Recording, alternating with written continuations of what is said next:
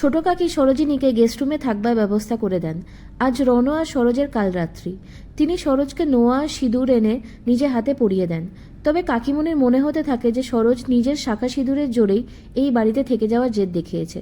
সরোজের শুধু মনে হতে থাকে মারা যাওয়ার আগে গুন্ডাটা উচ্চারণ করেছিল, রণদেব তার মাকে প্রাণের চেয়েও ভালোবাসে, সে অ্যাটাক করবে না। তাহলে কি রাতুল? অন্যদিকে রাতুলের গলা চেপে ধরে রাগিনী। রাতুলের অপরাধ, সে রাগিনীর বারণ সত্ত্বেও সরোজের ওপর অ্যাটাক করতে গিয়েছিল। রাতুল রাগিনীকে রিকোয়েস্ট করতে থাকে তাকে ছেড়ে দিতে, কারণ তার কষ্ট হচ্ছিল। রাগিনী বলে, আমি তোকে ভরসা করে আমার ব্যবসার দায়িত্ব দিয়েছি, তাই আমার অর্ডার অনুযায়ী তুই চলবি।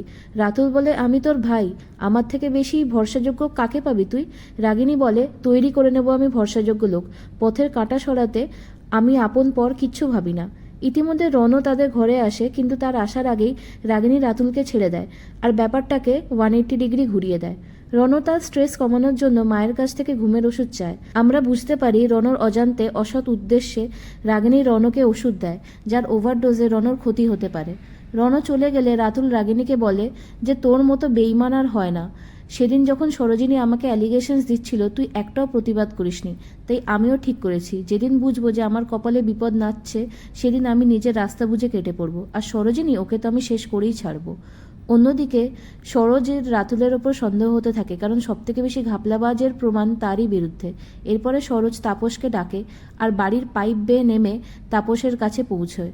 তারা পৌঁছে যায় রাতুলের ব্যবসার জায়গায়।